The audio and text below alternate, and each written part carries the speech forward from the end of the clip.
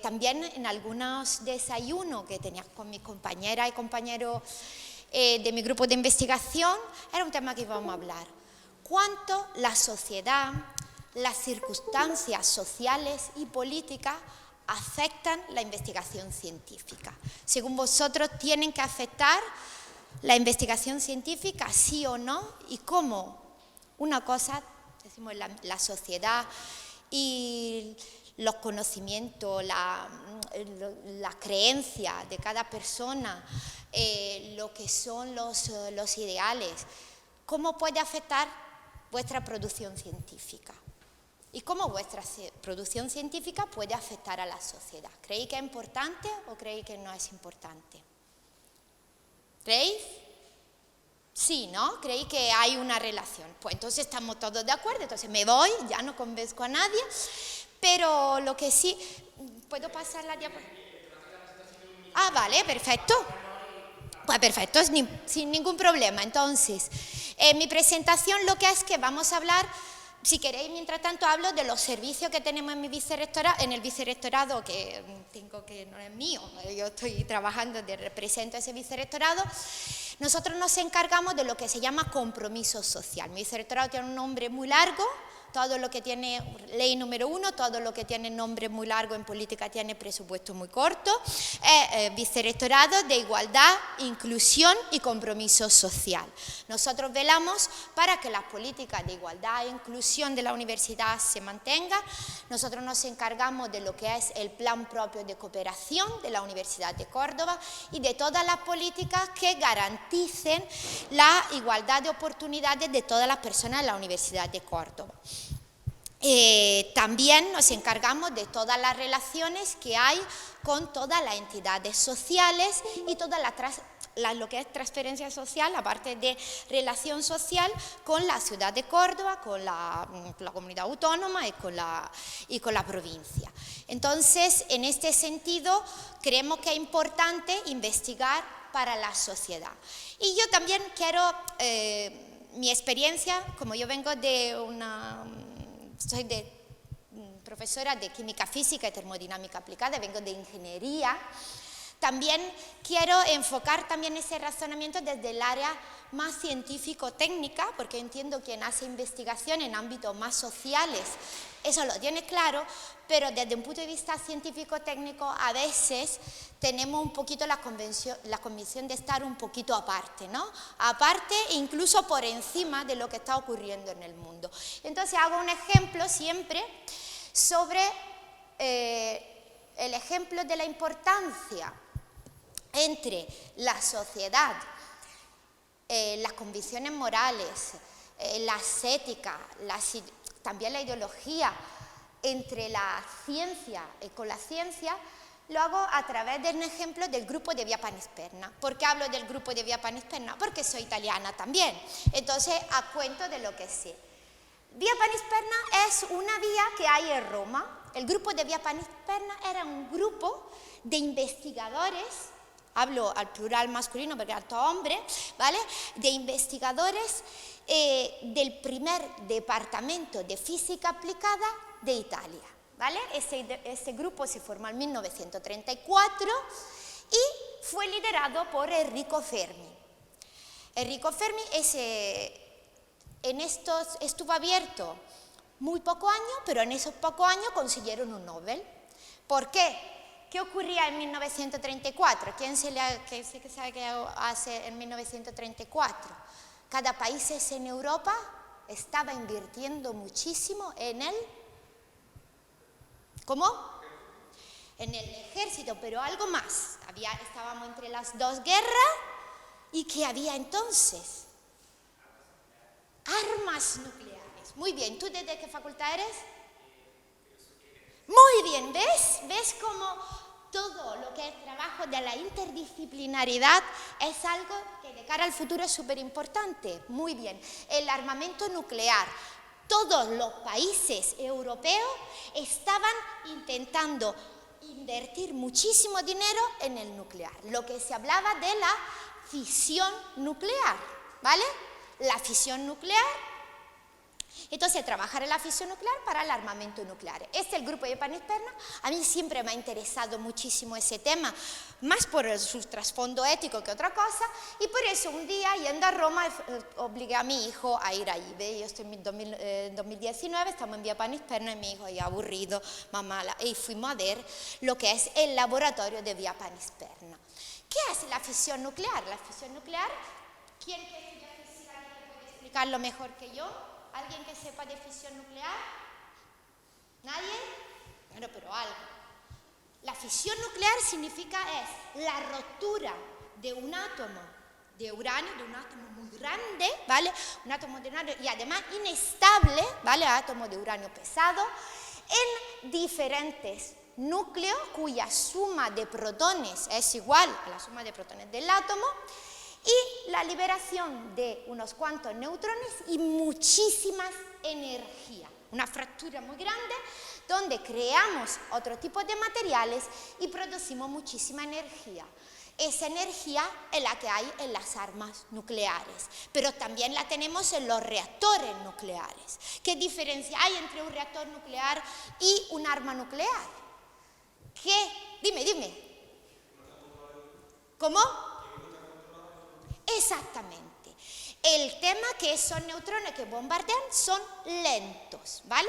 Y esto es por lo que le dieron el premio Nobel a Fermi por su trabajo en el grupo de Vía Panisperna. No es una clase de física esa, que estoy del Vicerrectorado de Igualdad, Inclusión y Compromiso Social, sin embargo, era para hablar de este grupo. Este grupo estaba el ministro de Universidad, la época, que estaba el gobierno fascista, estaba Mussolini al poder y queremos una facultad, un grupo de investigación de física pura para que trabaje sobre el nuclear. Entonces llamaron a Fermi y le dijeron, monta un grupo. ¿Y qué hizo él? Yo como soy ingeniera le digo, se fue a Pisa y buscó a un montón de ingenieros, la mente más brillante, que eran de la época de ingenieros, y le decían, no te dediques a la ingeniería, que en la ingeniería no hay futuro, eso no hay trabajo, dedícate a la física pura, al contrario que ahora realmente. Pero bueno, entonces llamó a ese grupo y empezaron a trabajar sobre la fisión nuclear. En este grupo, la primera persona, el físico Ettore Majorana. El físico Ettore Majorana era una de las personas más inteligentes, la mente más brillante de Italia de la época. Desapareció con 32 años. El físico Ettore Majorana, quien estudia física sabe de la fuerza de Majorana, descubrió un montón de cosas. Y además contaba Fermi que mientras él explicaba los problemas en la universidad, él, aburrido, enseñaba su cajetilla de cigarrillo y detrás de la cajetilla de cigarrillo ya había resuelto el problema antes de que él empezara a resolverlo. Era una mente brillantísima. Conoció a Bohr, a Heisenberg, se fue a Alemania y después de su viaje a Alemania desapareció misteriosamente. Hay un libro que se llama La desaparición de Majorana, de Italia, de Leonardo Sciascia, que es muy interesante porque hay leyendas de todo tipo. Como era tan inteligente, que sabiendo lo que iban a hacer con las armas nucleares, él decidió irse a cura y se piensa que sea como fraile en un antiguo monasterio, o que se haya suicidado, o que se haya ido a Estados Unidos. Lo que está seguro es que nadie supo nada de Ettore Majorana al cumplir 32 años. Y al cumplir 32 años, él ya había descubierto, decimos, una parte muy grande de la física teórica. Y fue el primero en teorizar el bombardeo de neutrones lento y controlado de la fisión nuclear. Después aquí tenemos un ejemplo. Ese era el grupo. Eran estudiantes de vuestra edad. El grupo de Vía Panisperna eran muy jóvenes, tendrían desde los 25 hasta los 30 años, 32, cuando desapareció Ettore Majorana. Se formó en 1932 y en 35 ya se separa el grupo. ¿Y qué pasa eso? En 3 años ya descubrieron eso. Además era gracioso porque tenían un laboratorio donde estaba bombardeando el átomo de uranio y un pasillo muy largo, tenían que correr para analizarlo en un analizador al lado opuesto del pasillo de donde lo tenía. Era muy gracioso. ¿Qué pasa de esa persona? Aquí tenemos, por ejemplo, Emilio Segre. Emilio Segre era judío y con las leyes raciales del fascismo tuvo que irse a Estados Unidos. Pidió la nacionalidad de Estados Unidos y junto con Fermi trabajó en el proyecto Manhattan. ¿Alguien sabe lo que es el proyecto Manhattan? ¿Cómo te llamas? Álvaro, ¿qué es el proyecto Manhattan? Atómica. Estaban en el Álamo, donde hacían todas las pruebas para desarrollar la bomba atómica que después ensayaron con éxito en Hiroshima y Nagasaki. Entonces Emilio Segre se incorporó al proyecto Manhattan, tuvo todos los éxitos del mundo y además recibió el Premio Nobel de la Física en 1959, unos años después que Fermi. Bruno Pontecorvo. Bruno Pontecorvo no solo era judío, sino también de familia comunista. Y entonces se fue a Canadá a estudiar, antes con el Partido Comunista de Canadá, y después se fue a Francia a estudiar con Irene Curie, la hija de Marie Curie, y después desapareció en 1950 en Rusia. Empezó a investigar sobre la bomba atómica, sobre el nuclear, durante la Guerra Fría en Rusia. Cambió nombre, cambió identidad. Nunca nadie supo más tampoco de Bruno Pontecorvo. Sabíamos que era vivo, pero que había cambiado completamente la identidad durante la Guerra Fría. Eduardo Amaldi es famoso en Italia porque él se quedó, él no era ni judío ni nada, era muy también filo Mussolini, y se quedó después de la Segunda Guerra Mundial y fue el fundador del CERN, del Centro Europeo para la Investigación Nuclear. Él se quedó en su casa y ahí siguió. Y después está Franco Rasetti, que nosotros lo conocemos porque vivía cerca de mi pueblo y le tenemos mucho cariño, que fue el ayudante de Fermi. Él en principio se fue a Estados Unidos, pero cuando vio lo que estaban ensayando en Los Álamos, dijo que él ya no se iba a dedicar a la física y se convirtió en profesor ordinario de paleontología. O sea, su vida se fue completamente a otro destino. ¿Qué quiero decir con todo ese ejemplo? Que cada uno de ese investigador decidió su camino y su producción científica en función no solamente de postulados científicos, sino de su principio de éxito y su sentido de responsabilidad hasta la sociedad. No estamos diciendo si es justo o equivocado, sino que cada uno de ellos tomó su decisión y tomó su partido de respeto. Pero no solo, su producción científica fue fruto de una presión de la sociedad. Europa estaba en guerra y ellos trabajaban en eso. Si Europa no hubiese estado en guerra, a lo mejor se hubiesen convertido en botánico todo, o hubiesen seguido siendo ingenieros y haciendo proyectos de puente. ¿Eso qué quiere decir? Que en el fondo todo nuestro trabajo, por muy peculiar que sea, tiene un impacto en la sociedad y depende de la sociedad. Entonces, cuando quieren decir que uno es completamente extraño de eso y completamente objetivo, pues en el fondo es una falacia. ¿Cómo influye la sociedad en la investigación? La sociedad, obviamente, sabemos que influye en la financiación. Las líneas de financiación de todos los proyectos científicos son determinados tanto por razones, decimos también políticas, ambientales, ¿vale? Políticas, y son decisiones y apuestas que hace la sociedad hacia la ciencia. Había, por ejemplo, mira, Alejandro, tú también, hubo un momento que la Comunidad Europea apostó mucho por los biocombustibles y había muchísima financiación. Yo acabé haciendo investigación sobre biocombustibles, biocarburantes. ¿Qué ha pasado? Que con el tiempo ya no se apuesta por los biocombustibles, sino por lo que es investigación por la totalmente descarbonificación. Debido a lo que es la mayor sensibilidad frente al efecto invernadero. ¿Estamos bien? O el cambiamiento climático. También la sociedad aporta capital humano. O sea que la investigadora y los investigadores que soy hoy, soy fruto de la sociedad. Sois fruto del barrio donde habéis crecido, sois fruto de la familia que habéis tenido, sois fruto de la herencia de vuestras abuelas y vuestro abuelo.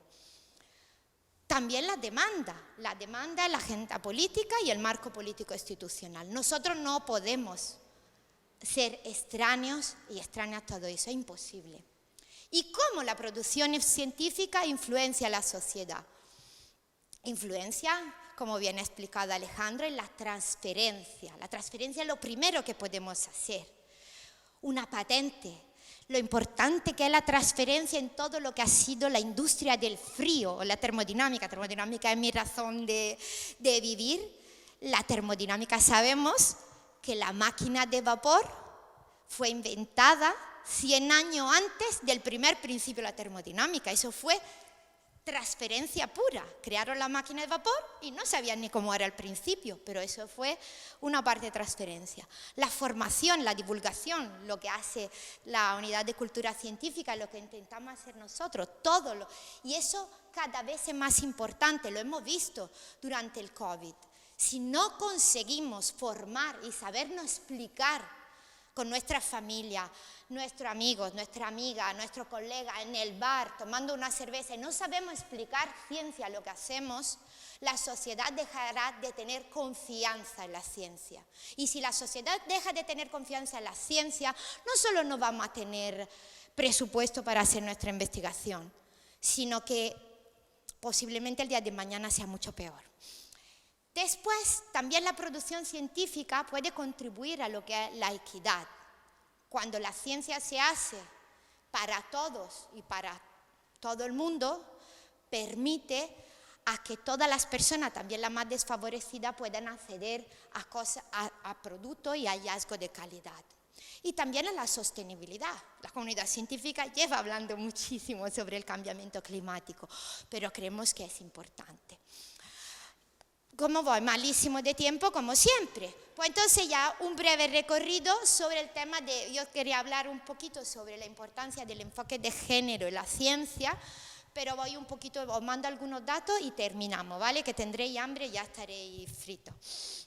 Pues entonces simplemente decir que existe una brecha real en la ciencia de género entre hombres y mujeres en la producción científica, y eso que se intenta limitar con una serie de políticas que se hace al interno de la ciencia y producción científica. Sabemos que las mujeres representan el 32,8% del total de investigadoras, que también las mujeres son las que hacen más investigación part-time a tiempo parcial respecto a sus compañeros varones, y que a elevados niveles, por ejemplo a nivel de catedráticas, sabemos en las universidades, las mujeres tenemos muchísimas menos catedráticas que nuestro equivalente varones, a pesar de ser más mujeres las que empezamos el doctorado o los estudios de grado.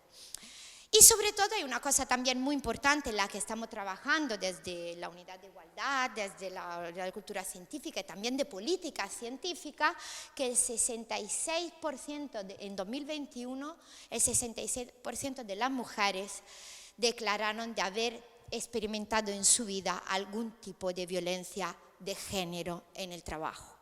Entonces, eso es un dato, eso es una encuesta de UNICEF, que es un reportaje a nivel europeo, o sea, no es solamente español. ¿Por qué quiero decir esto? Otros datos, hablamos de transferencia. En transferencia allí sí que nos sangran los ojos cuando vemos los datos de género, porque en España hay un estudio que se llama Innovatia 8.3, que lleva la Universidad de Lugo, en el que participan muchas universidades españolas.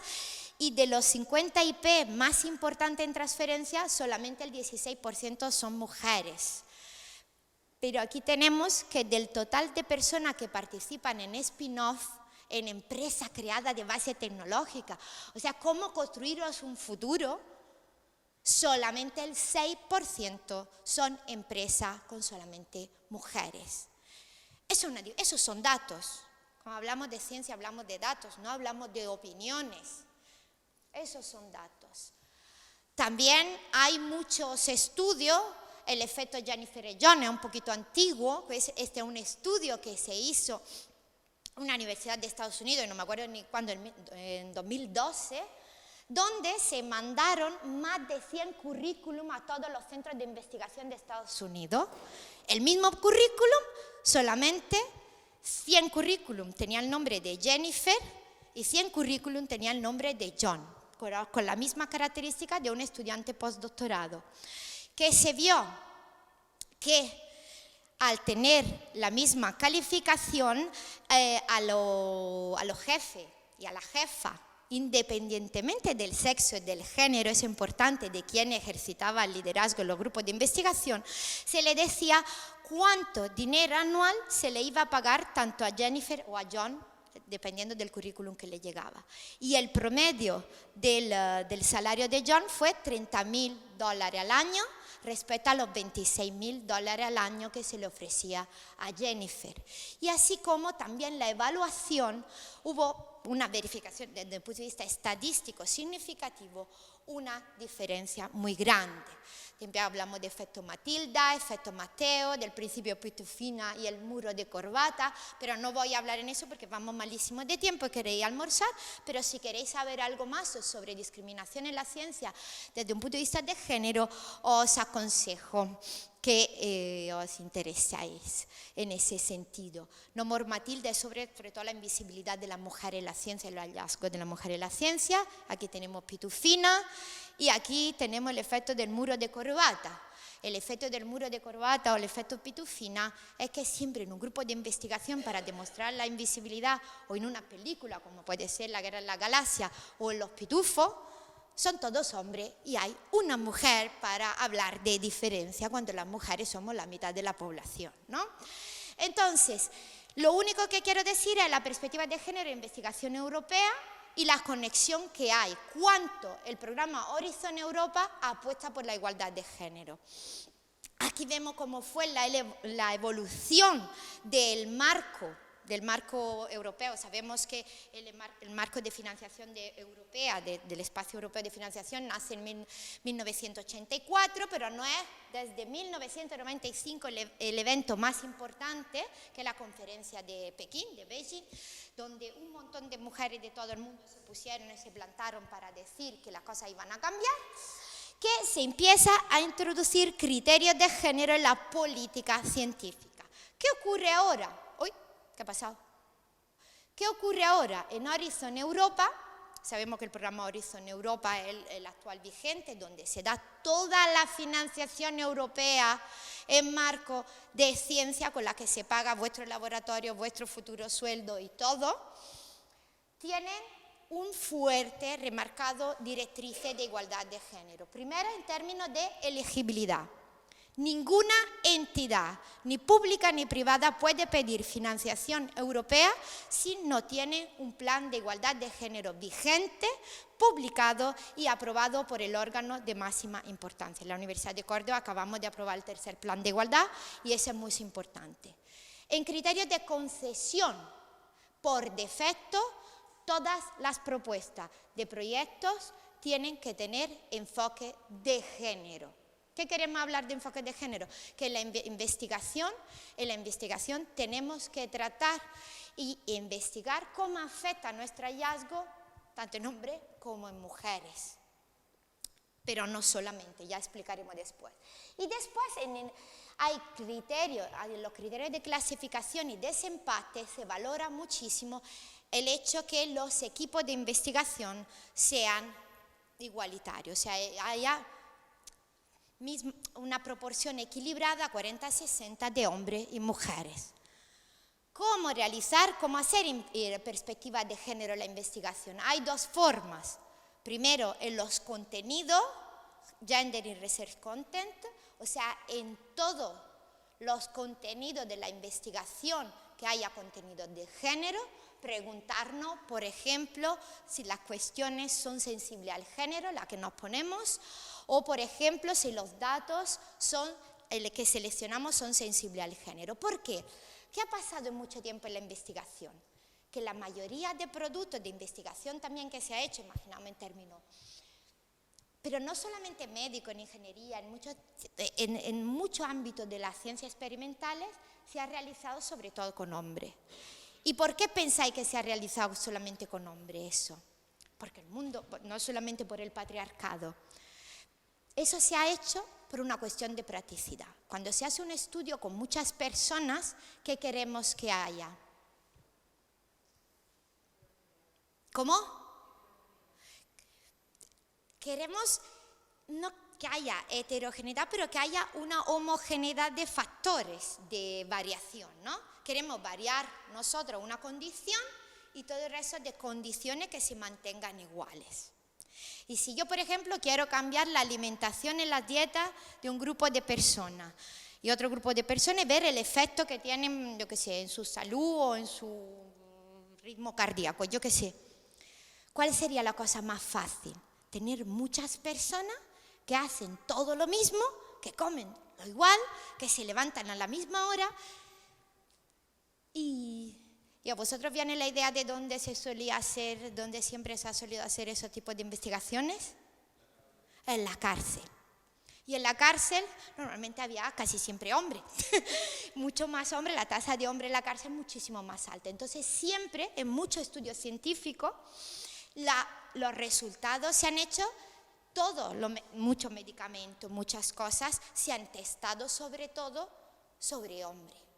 ¿Vale? Eso es muy importante. Entonces lo que se quiere hacer es que en la medida de lo posible la línea de investigación que se haga sea sensible al género y se vea el impacto de ese medicamento, de ese cambio de alimentación, de ese cambio de costumbre o de, por ejemplo, nosotros en ingeniería, la gafa de realidad virtual. Nosotros trabajamos mucho con realidad virtual.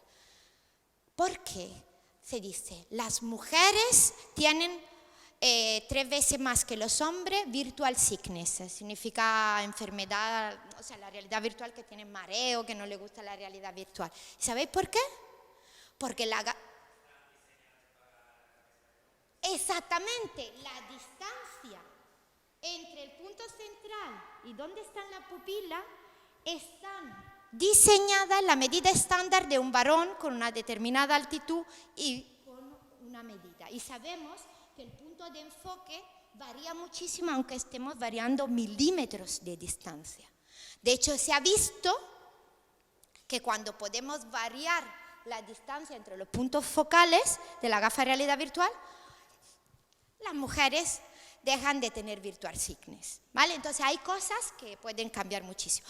Y también igualdad de oportunidades en todo el ámbito de la investigación. O sea, garantizar que los grupos de trabajo sean grupos diversos, haya variedad, que haya grupo equilibrado entre hombres y mujeres, porque eso garantiza también que sean ambientes, no solamente también espacios seguros, los espacios de investigación en los laboratorios sean espacios seguros y donde también la forma de trabajar sea una forma de trabajar sensible al género. Y ya con eso termino, y lo único, eso me gustaba mucho, que lo sacaste de la unidad de cultura científica, daros 2 mensajes. Que la ciencia es diversa, que el trabajo en la ciencia sobre todo se hace en equipos, desmontar el mito de las personas, de los genios de la investigación que están solos en una habitación y pueden desarrollar un gran avance para la ciencia. Todos los avances se han hecho en grupo y esos grupos más diversos son y más variados son y más permiten a que el avance sea para y por toda la sociedad. Muchísimas gracias.